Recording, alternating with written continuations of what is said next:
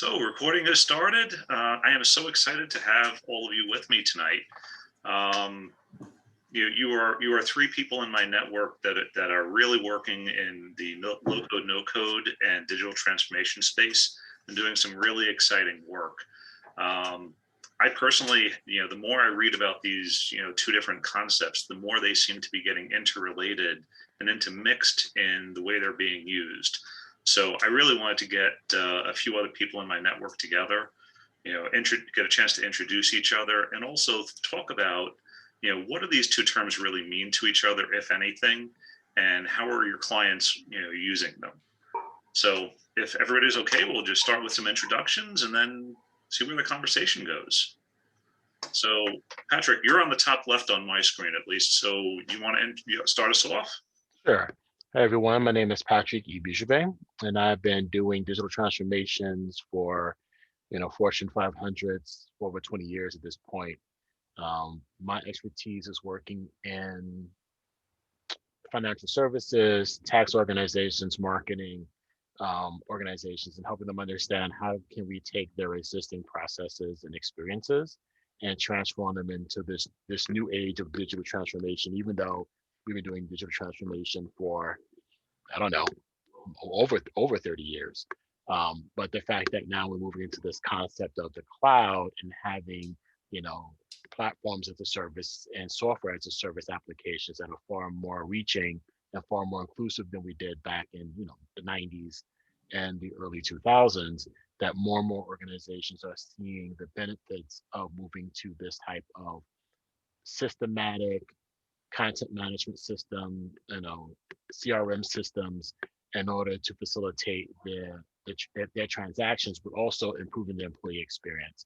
So I've worked in Salesforce, I've worked in SharePoint, I've worked in, Vignette. So just about every large content management system on the planet, I've actually touched and worked with and developed solutions for global business services, HR, IT, any type of system that needed to be automated or have to have some form of artificial intelligence, machine learning, or just, complete human interaction in order for them to complete a task or service. I have been in there and developed strategies for that. And now we'll stop there. Excellent. Charles? Thanks, John. Yeah, my name is Charles Scamzar. I'm the CEO of a company called the Digital Transformation Leaders. And like Patrick, I've been in the industry 20 plus years working with enterprise organizations, primarily the Fortune 500. I'd kind of put it into three different categories. Most of them are looking to modernize, automate, and transform their organizations. And that's kind of where the digital transformation marketplace and concept came from. Is they've got all of these old legacy systems. They've got a lot of disparate systems, and they're trying to bring them together. I mean, you can use the term single pane of glass, but I think what they want is the ability to allow their employees to have a much better user experience and access to information. Things as simple as, a single portal go to where you can order a computer, you can if you need you can order a desk or a new lamp for your office or for wherever you're located, or you can look up your HR information, do your time off and figure out if your paycheck is being done right, and all the different types of things you have to do. And that's all been in different places, and they probably want to do it on their phone also, and that's just not something that historically big organizations have been able to support. So that's kind of an example of what I see as digital transformation, and we've been right in the middle of all of that. We have also done a little bit of the legacy transformation, taking the old COBOL system. So we've worked in financial and local, state, and federal government types of things. But primarily over the last 2-3 years, we've been working with hospitals, and we've been working with other organizations that, quite honestly, just want to provide a better user experience, like I said, for employees, but also for customers. So, people go to work and before the pandemic, they could head to work and get on their phone and order a coffee from Starbucks and drive through, and it would be ready to go when they got there. Or they could, instead of taking a cab like we used to do in the old days, then they just get on their phone and order an Uber. Then they'd, I'm going to exaggerate a little bit here, but then they get to work and sit down in front of a green screen basically to do their work.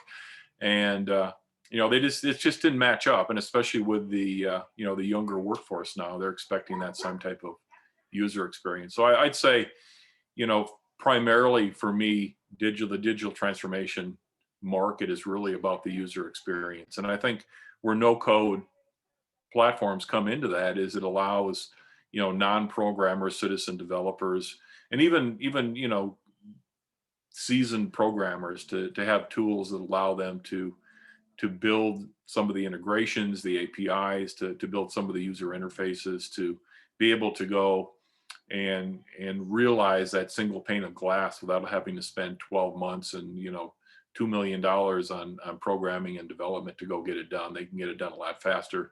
It does a good job of supporting the whole concept of agile development so they can keep up with changing business requirements. And, I think that it's kind of the future of where programming is going. And, I don't think that, if you want to call them 3GLs, Java is going anywhere, or PHP or whatever you're using. But I think that the no-code platforms are really the future, where it's going to be a lot easier from concept to implementation to get things done and to be able to support what the business is looking for. So that's really what our mission is at the Digital Transformation Leaders. Excellent, thank you. And Chris? Yeah, so nice to meet you all. I've been a career financial services, technologist / business resource in the majority of my career, pushing 20 or so years ago. After founding a boutique consultancy myself in the digital transformation space, we were helping clients migrate off of financial services clients migrate off of really significant platforms. Largely, they're investment accounting platforms in the back office. So these are platforms that largely on the buy sides of investment management firms, it's what they use to account for and track the assets that the stocks, the bonds, and other securitized assets that those firms basically run on and work with. And through the course of that boutique, pushing 20 years ago, we started developing an accelerator that was intended to be put in the hands of a business analyst. And so this was before I was even aware of what no code and low code stuff was.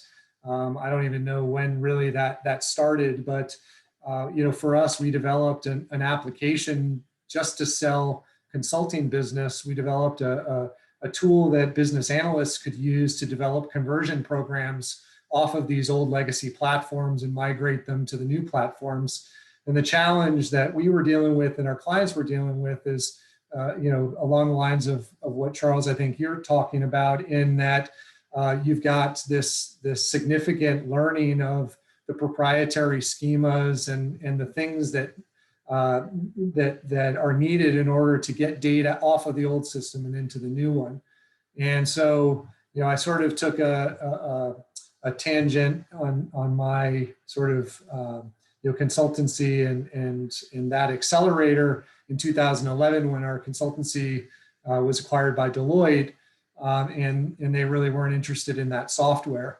And in the last 2 years, now that the market has sort of caught up with the no code, low code view of the world in doing those types of things, I've come back to it.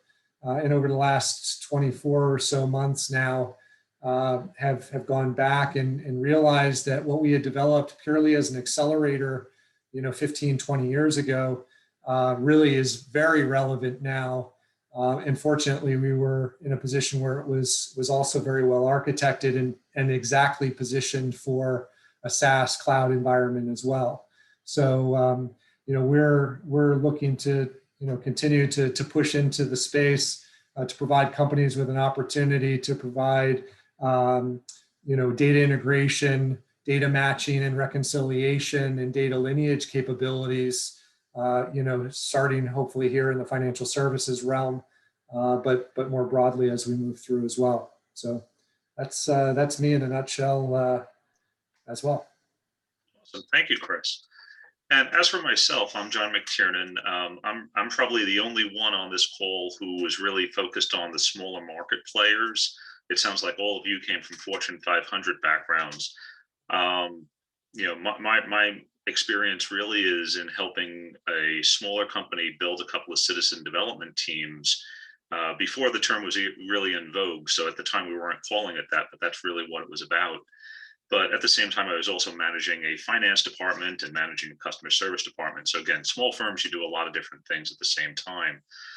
And that's really where a lot of this thinking has been, evolving in my mind as I'm hearing all these different terms. They're really just rebranding of a lot of the things that have been talked about for years. Like Pat, you talked about, you were doing digital transformation 20 years ago. Nobody was using that term then, but really that's what it's been. This is just a current rebranding. And I think, Chris, both you and Charles were talking about using some of these low-code, no-code tools. It's really just that next evolution of helping companies accelerate what has been digital transformation. It's maybe moving it out of the hands of, the traditional developers for some tools. But for other tools, it's really just about helping them accelerate, that digital transformation. Does that roughly sound right? Yeah, I mean, I would say, John, there's let's call it big digital transformation, and then there's small digital transformation, right? So, I think a lot of people are focusing on the sort of the big hit, the big project sort of thing. And I think that's important. But one of the things that we're keying in on is what happens after that big digital transformation has already taken place, right? The key from my perspective around what you're enabling is, what happens when you don't have the big IT budget, when you don't have the attention of the developers and the IT staff in order to make corrections to integrations and programs and reconciliations and all the things that include, digital transformation.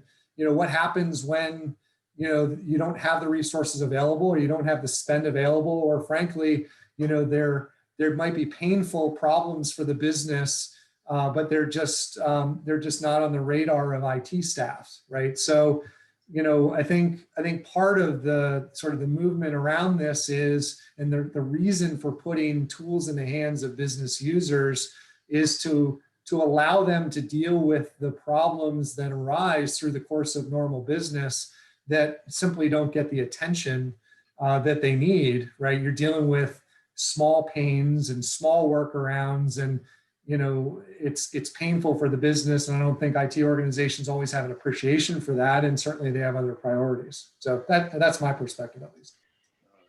I love that. Again, that's been also one of the things I've been thinking a lot about lately is, I've been in a lot of companies where they ask their employees to be innovative, come up with solutions, but then they don't give them the tools to do it, and that's almost cruel. And that's where I see a lot of these low-code, no-code platforms where what the barrier often used to be just getting through the IT bottleneck, making it obvious that it's big enough and painful enough to the organization to be able to get your centralized IT group to act on it. And many of the problems that really are highly impactful for companies don't ever hit that threshold, and they don't get done. This is really shifting that so that, those edges of your organization can be, solving their own problems. But I think it's interesting when you were talking about the big digital transformation, or the big digital transformation and the little one, you were saying that some of the stuff that's coming in now is really the second wave of it, or the laggard to it. I would think that a lot of these platforms could be used to begin your digital transformation. Is that not how you're seeing them being done? No, I think it is for sure. I mean, in fact, the software that we've developed is really, a big part of it is around that big, digital transformation piece. But I think the key is that if you're using tools in a big digital transformation effort, that's what enables the small digital transformation to take place, right? If you're not on the platform, right? If you haven't built in our cases, your integrations and the like, using a platform that is low code, no code, then how do you enable those changes in the small digital transformations, the small ongoing maintenance, and those types of things. How do you enable users to do that? So I think one feeds into the other. Got it. I think I understand that better. Now, Charles, I think I saw you shaking your head there too. Do you want to add to some of those thoughts? If I unmute I think historically, there's always been a digital transformation piece for the large enterprises, and that's really been legacy migration, modernization of all these legacy systems, and primarily for financial. I mean, everybody on the call probably realizes that the vast majority of our major financial IT is still sitting in technology that's 30, 40 years old in some cases. And that's also the case definitely for our state and local governments and even things like the IRS and the Department of Defense and the Treasury and so on. So there's a lot of those big systems, and it's a big task. I mean, it's no doubt that some of the concepts are the same. You want to modernize, you want to automate, you want to do all those things, but it's a much bigger task than what Chris was talking about. Is absolutely right. There's a lot of low-hanging fruit that organizations can go do that can have a tremendous impact on their business. Quite honestly, on their ability to compete, and a lot of it has to do with what I was talking about earlier, and that is the user experience and the employee experience. I mean, to just go and be able to afford both their employees and their customers to do things from a mobile standpoint is a big deal. And so that's one place where it's kind of low hanging fruit to allow an employee to be able to interact with the rest of the people in their organization, to interact with HR, to interact with whoever they need to within their organization from their mobile phone, as opposed to having to sit at their desk. I mean, obviously with the COVID pandemic now, remote, access and mobile access is a bigger deal, but these systems need to change, and they are. But the same thing for customers. I was thinking about something as simple as, I think it was 3-4 years ago, we worked with a local county government to allow their street and roads department that was fixing potholes. They put out they had us build an application that allowed citizens to literally take a picture of a pothole, and then it used geolocation, and they within 2-3 minutes they could take a picture, hit a couple of buttons, and it got sent in. And so it kind of took away some of the jobs of that department having to roam around the city and figure out where potholes were and what roads need to be fixed and so on. I mean, that's kind of a simple example, but those types of things are what increase productivity and get everybody involved in the process and make everybody that much better. So those are the kind of things that I think Chris is right, where the low-hanging fruit is eventually going to lead to some big changes for organizations. I love that. It's not always, as Chris was saying, the big digital transformation. It's little things. They can make a big difference. Take a picture of a pothole. It's perfect. Yeah, I mean, so many. That's exactly right. I mean, the state governments want to change over their. The big deal. In fact, John and I have talked about this. I mean, when some of the stimulus checks started coming out and the extension of unemployment and so on, I'm not sure there was a state government in any of the 50 states that knew how to handle that, because their systems were all written in COBOL. And I know where I live that they were calling 60, 70, 80-year-old COBOL programmers to come back to work to fix some of those systems. And the problem is they need to be modernized, but that's a big job.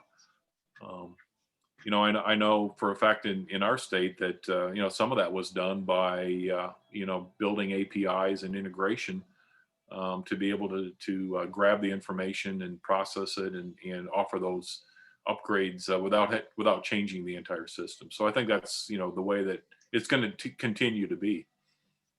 So I want to just take a pause here for a second. I'm getting a warning from Zoom that they're going to end my meeting.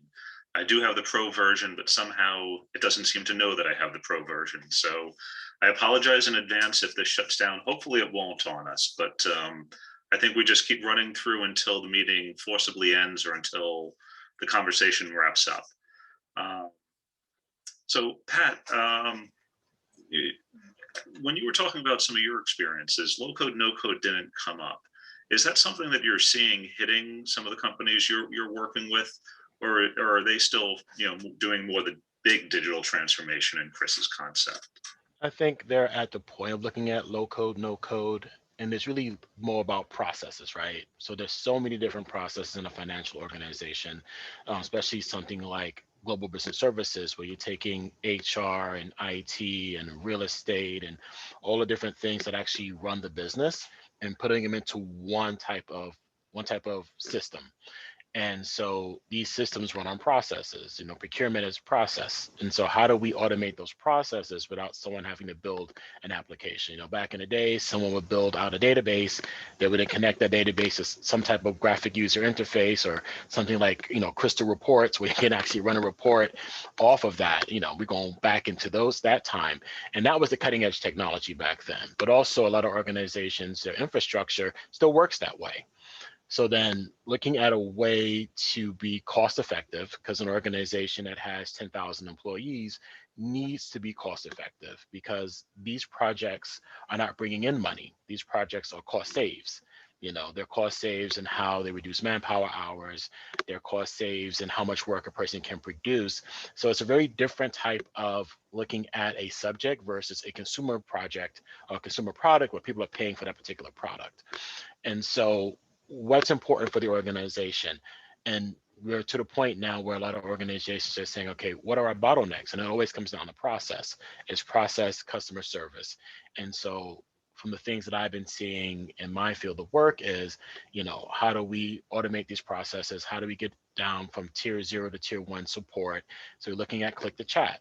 10 years ago, chat service to solve a problem was not something a company was willing to do. There was legal issues, security issues, bandwidth issues. But now we're at the point where you have bandwidth, you have machine learning, you have artificial intelligence, and now everybody has a click to chat function that helps you solve the low hanging fruit of problems before you get to that tier 1, tier 2 service. So from an organizational perspective, looking at where they're going to cut the most cost, that's where I see a lot of that happening, because a lot of organizations I work with, like, Charles and Chris, these are 150, 160-year-old organizations, and they've been built on, AS400s and COBOL. So that's a whole different language that doesn't allow them to expand into this, what we call this, this new world of cloud computing. Even though we've been doing cloud computing since the internet was invented, that's what it was, but we didn't have marketing back then to tell us what it was.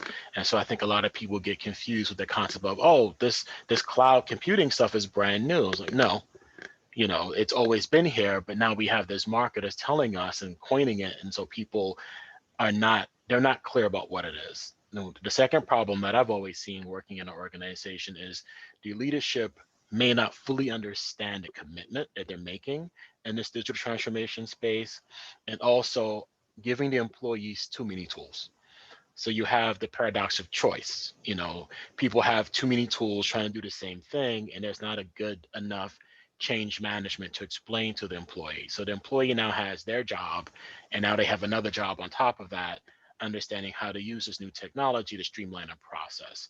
And if the organization itself isn't mature enough to have people there in a technology group to help them understand, like, this is how you can do it, some people will gravitate to it automatically, but there's a whole lot of other employees who've been in a corporation for a very long time, and they're used to doing things a certain way.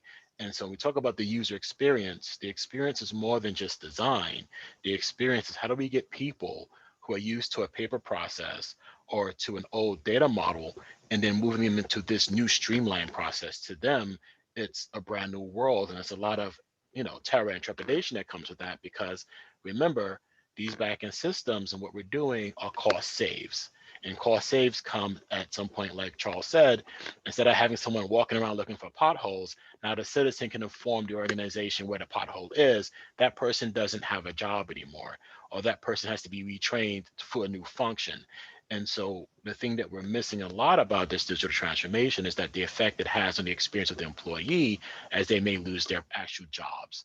And so those are the things that I focus on from an experience perspective, more so from a design perspective, and how to integrate these systems into existing legacy organizations. Wow. I think I probably have like 9 questions out of what you just said, Pat. A lot of great observations in there. But one in particular, I saw everybody shaking their head, and that's that leaders that undertake this often underestimate it. And I just would, whatever time we have left, I'd love to hear what are the things you're all seeing leaders underestimating most often. Charles, maybe you can begin.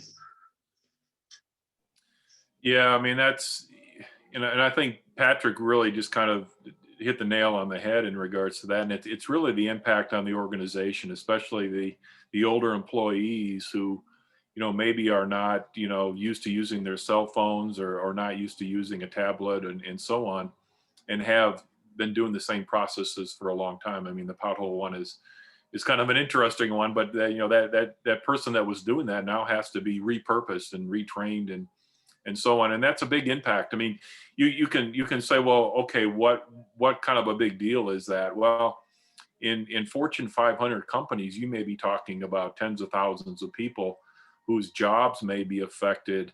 The organization is going to see a lot of increases in productivity and cost savings and so on by digital transformation, but there's going to be 10,000 employees that don't have a job anymore. Basically, they have to be trained to go do something else because they were manually doing those jobs. And I think the other thing that Chris hit on is another good example with chatbots and so on. I mean, we've spent, like I said earlier, we spent a lot of time doing ServiceNow, and of course they're well known for ITSM, and a lot of that now for the simple tasks, and it's getting more complex every day. Chatbots can handle a good majority of that, so you don't need as many service managers, service line people, answering calls and doing those types of things. So that's another good example. So as technology moves forward, you're going to save money by switching to technology, especially with AI and machine learning. But the leaders of that organization need to figure out what to do and how to retrain and repurpose the human resources, because there's people that may have 5-10 years of service left that are valuable to the organization. They just need to figure out what to do with them. And are you generally seeing that companies use this as a way to then cut staff, or do they take the opportunity to retrain it? Yeah, I mean, I have seen that. I mean, unfortunately, and I'd be interested to see what Patrick and Chris have to say about this. But I mean, I have historically been the tip of the spear, so to speak, that came in and said, we can save you, $10 million by doing this IT project. And nobody asked me, even though I saw it, nobody said, what's the impact going to be on our employees? But I see it, and it's a huge issue. I'm not saying don't do it. I'm not saying that. I'm just saying that I think that it's been my experience that CEOs and CFOs, and probably more so division line managers, are blindsided by that sometimes. They don't realize the extent of the impact, and it's a big deal. It's something that needs to be taken into consideration. I guess I'm rather lucky. The last company I was working at, we did a pretty large RPA project, and I was very happy that the CFO actually went to all the employees, because there was a panic that they were all going to lose their jobs. And the CFO went to every small group, every department, and made it clear to them that this was really about getting them back to the jobs they were supposed to be doing when they were hired. And that as business has gotten more complicated, processes have gotten more complicated, they don't have the time anymore to do their job. So this was not about staff reduction for this particular company. But again, I'm sure there's no universal answer. One at least positive there. It's not always about that. Right. So Chris, what do you find most leaders are underestimating, if they're underestimating. I'm making that assumption, but maybe that's the wrong start. Yeah, I might answer a slightly different question and tell you that I think there's a bit of a paradox here, right? And a lot of this is about the leader itself, right? So think about this, right? You've got digital transformation. Digital transformations at most companies are being tackled at the highest level by the CIO, right? Information officer, or the CTO, right? But those individuals themselves have to challenge themselves to say, am I willing to put my job at risk? And I don't mean by in the context of whether or not this project is successful, but what tools do I use to do that, right? So by positioning no code and low code tools into your organization, that actually, in theory, is putting their own organization at risk, right? So if I'm putting tools in place that don't require IT staff and IT development, then I'm effectively positioning myself to not need as many developers or related IT staff. So I think that's an interesting component of this, right? And what I have seen is there are good leaders who say, you know what, this is in the best interest of the organization, so we're going to make these good choices, these right choices that help enable us to move forward. And you have bad leaders who say, you know what, I'm not going to risk bringing a no code or a low code type of tool into my organization because it threatens me and my fiefdom or however they perceive their role. So, I think that's an interesting paradox that we're dealing with right now. And I think it says a lot for the leaders that are there. On the side of the digital transformations themselves, and both Charles and Pat, I think are insightful in what they've said. You've got these large projects that are savings, projects, right? Let me save you X over periods of time. And often that's of the mindset of that's in staff reduction or productivity gains or whatever the case may be. And I think even in those organizations where the intent is to be able to cut staff, in the vast majority of cases, you actually never see it happen, or I don't see it happen, right? Either because it's uncomfortable or because they realize what you're saying, John, which is, you know what, we actually have all these other jobs now that they can do that maybe we didn't realize in the first place. So I think the second paradox in all of this is these projects and these digital transformations are meant to save money. And what they're actually doing is not saving money, it's improving the productivity of the organization that positions itself then going forward. So the staff levels ultimately largely stay the same in my experience, but the capabilities of the organization are vastly improved. So you don't see the hard dollar savings necessarily. You see that in the scalability and the productivity gains ultimately of the existing staff. That's fantastic. I mean, I think basically one of the things you're hitting on there is it's important to talk about the measure of success. And again, everyone thinks about these tools. You're right. I think the first gut reaction is, I'm going to streamline all these processes. I'm going to lose 20% of my workforce. I'm going to make all my money back. But that's probably the wrong measure. Now, when you're working with a company, what is your responsibility, or how do you approach the conversation with the leaders to say, maybe you're looking at the wrong metric. Maybe we should be looking at this differently. There's still tremendous value, but let's not go into it assuming cost cutting, staff cutting. But what else would we do? Is that part of our responsibilities talking to these leaders?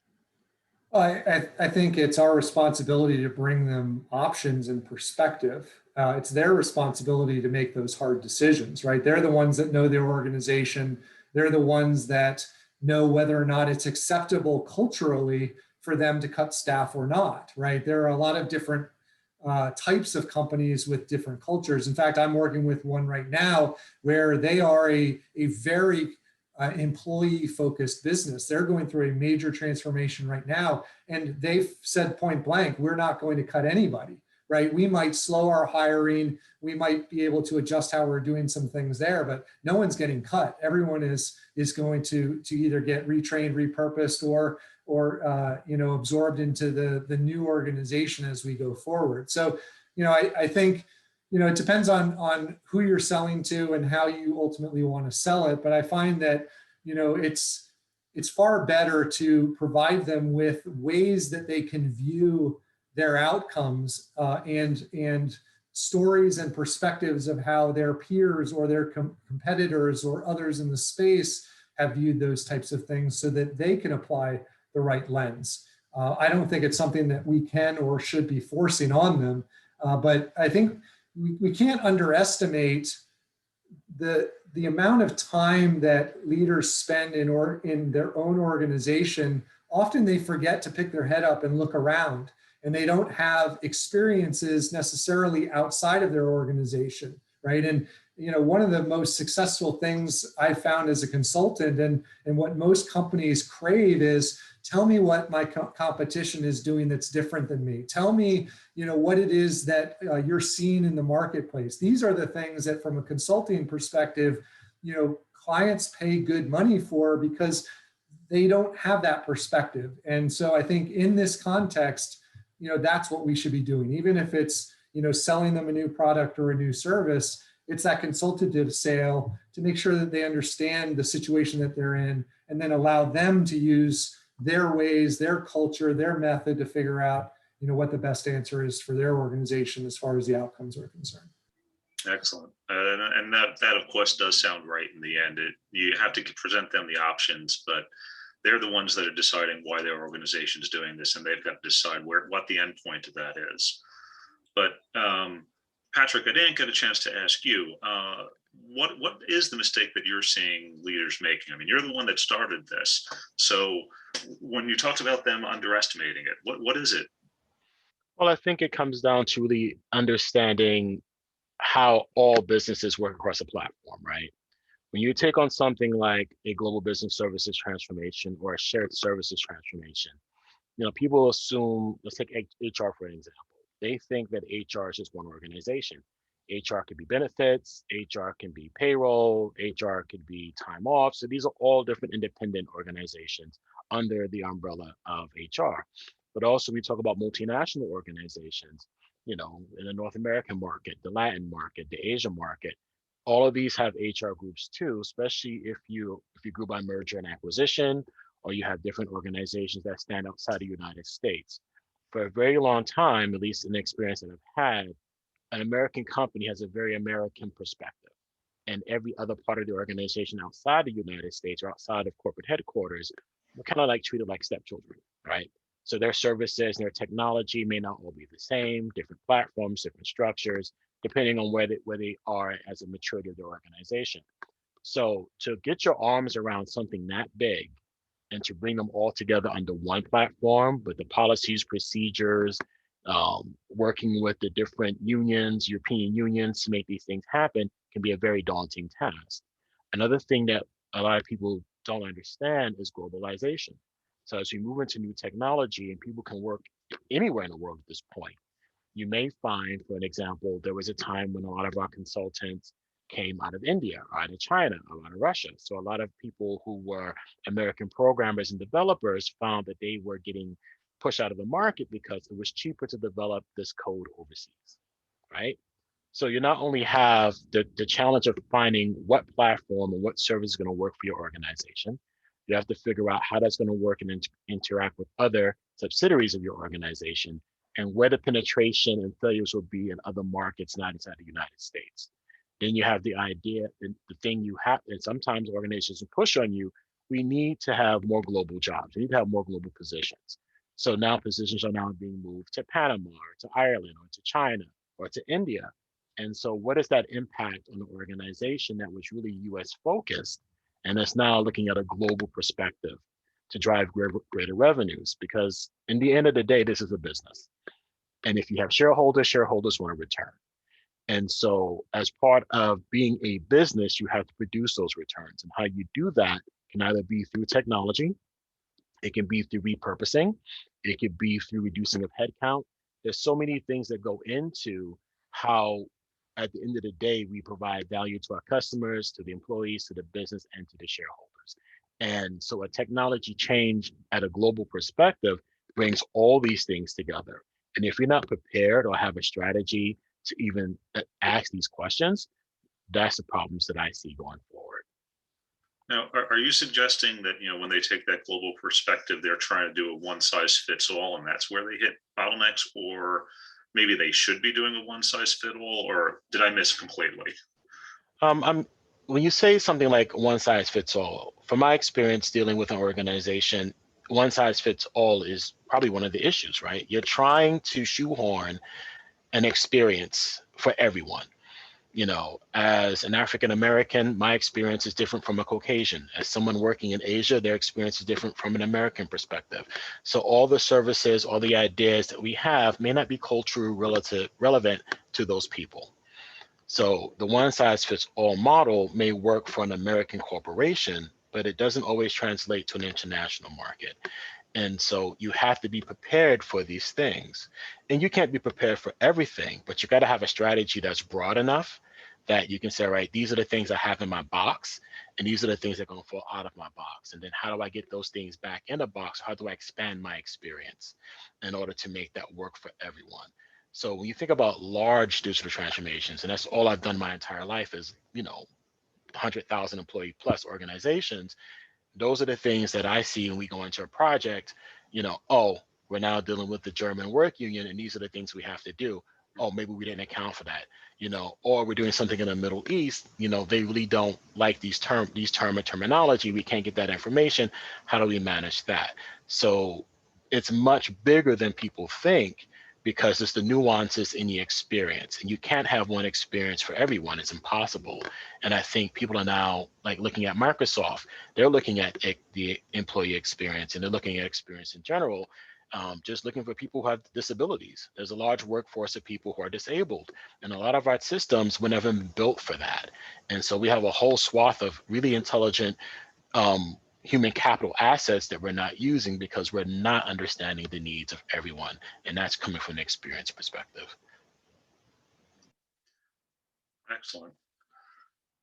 So I would love if anybody else has a question to the group. I have probably one or two more, but I feel like I've dominated the conversation more than I intended. So anybody want to jump in, or should I keep going?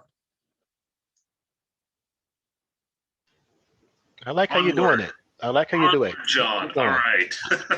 So probably the last question that comes to my mind, and this really, I didn't have this coming in, but I loved Chris's idea of, the big digital transformation and the little one, the true changing an organization from its roots to the death by 1,000 cuts, the small little things around the edges.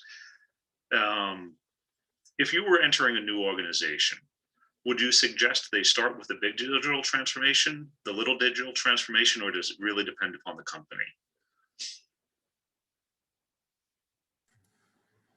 I would say it depends on the company, right? I mean, each of these is different. Each of them has grown up differently. Each of them has, different problems to deal with, right? And frankly, in some cases, some organizations can't handle a big digital transformation, or it's not appropriate, right, at a particular point in time.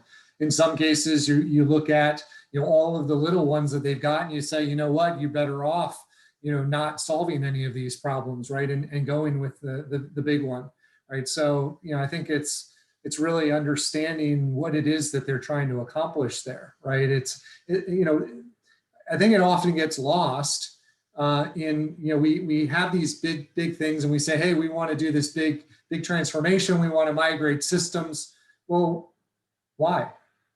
Like, what is the business objective here, right? And I think too often we lose sight of the fact that we're doing this for the business, right? We're doing this to make the business better or to operate better. And there's been plenty of organizations that I've seen and been a part of and worked with where we lose sight of that, right? We think that we're consumed by this IT department that is putting in this new system, and I think a lot of organizations don't spend enough time asking why, right? And what is it, the 5 whys, right? Have you asked why enough times to actually get to the root of what you're trying to solve?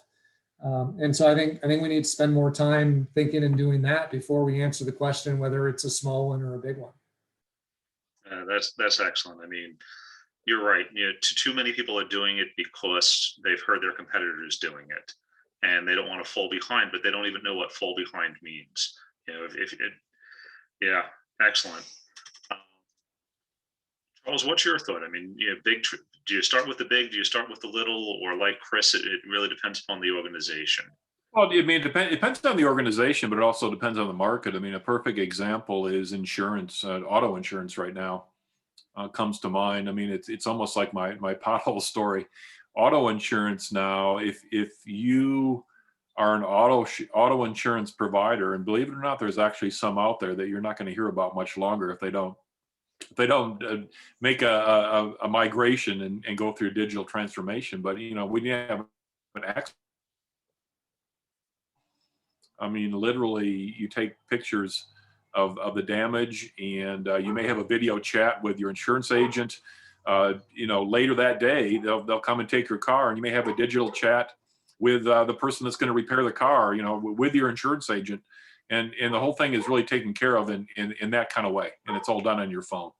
So if you're an organization, a brick and mortar, insurance agent, that's expecting to be able to go out and do all of that in person and so on, you're gonna fall behind. So in that situation, I'm just using that as an example. There's some situations where you don't really have much choice to stay competitive. You need to be able to do that.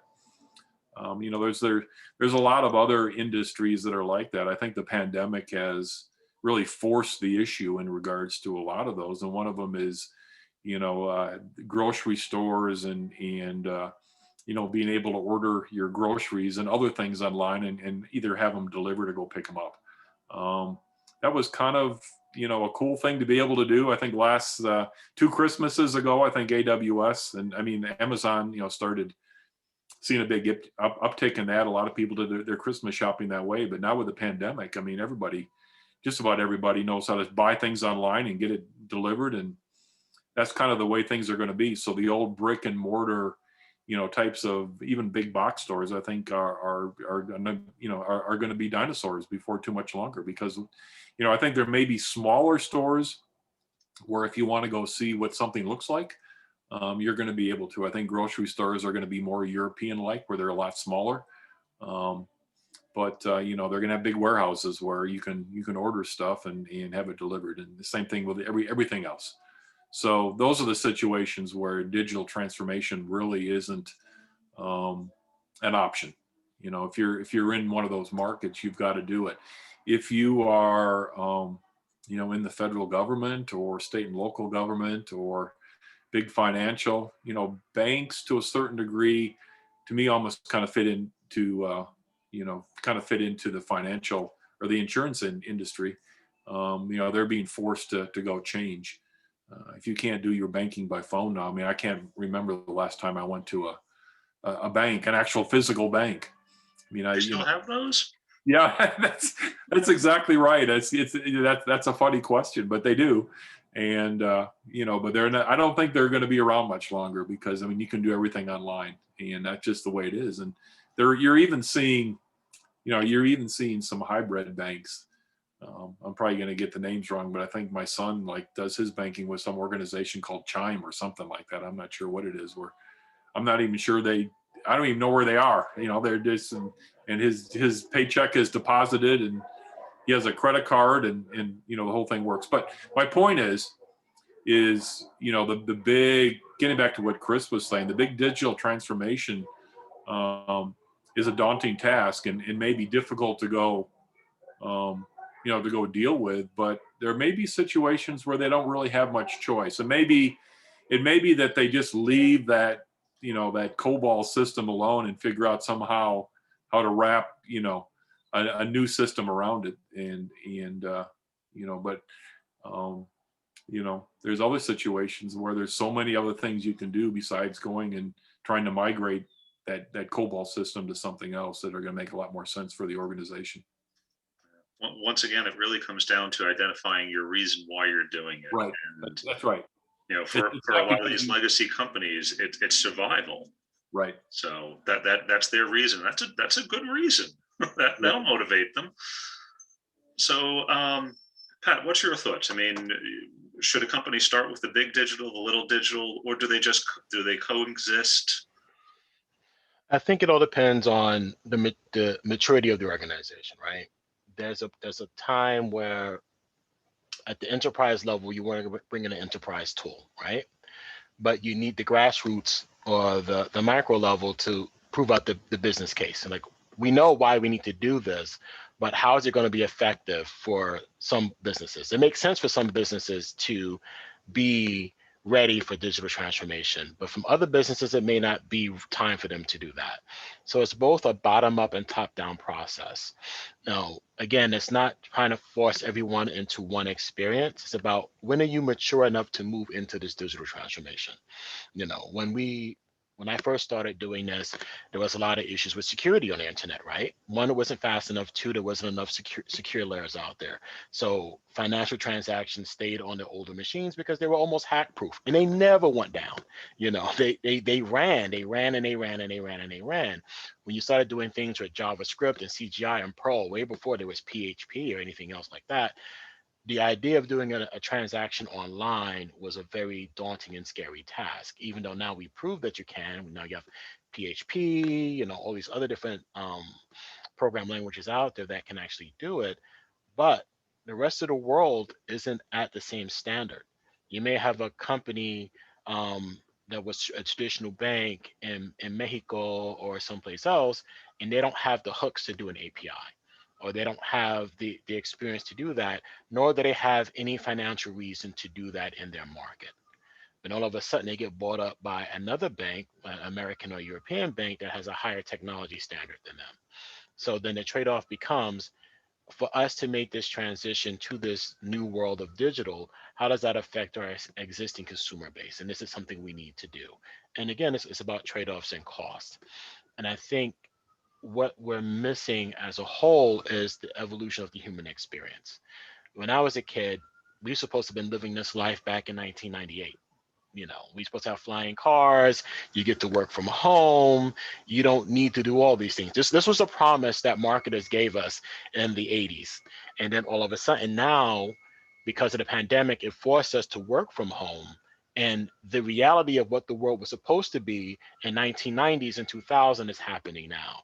And so how do we deal with that from a humanistic perspective, from a psychological perspective? And I think that helps drive a lot of the innovation we see going forward. Flying cars will be next. But we can live in hope. All right. I'm sure as I think about this more, I'm going to have 1,000 different questions, but you know, my brain right now is an overload. I mean, this has been fantastic. Does anybody have anything any words of wisdom to wrap this up? No? I've exhausted any that I might have had. Well, it's evening time, and you know, I hope everybody, you know, is wrapping up their day. Get, you know, some time with your families. You know, get a drink and unwind. This has been fantastic, guys. I really appreciate everybody taking the time. I know I've learned a lot, and I think this was just fantastic. I'm going to send a recording link out to everybody, as well as everybody's contact information. Thank you. Great. Appreciate it, John. Thank you. Nice meeting everybody. Nice meeting you.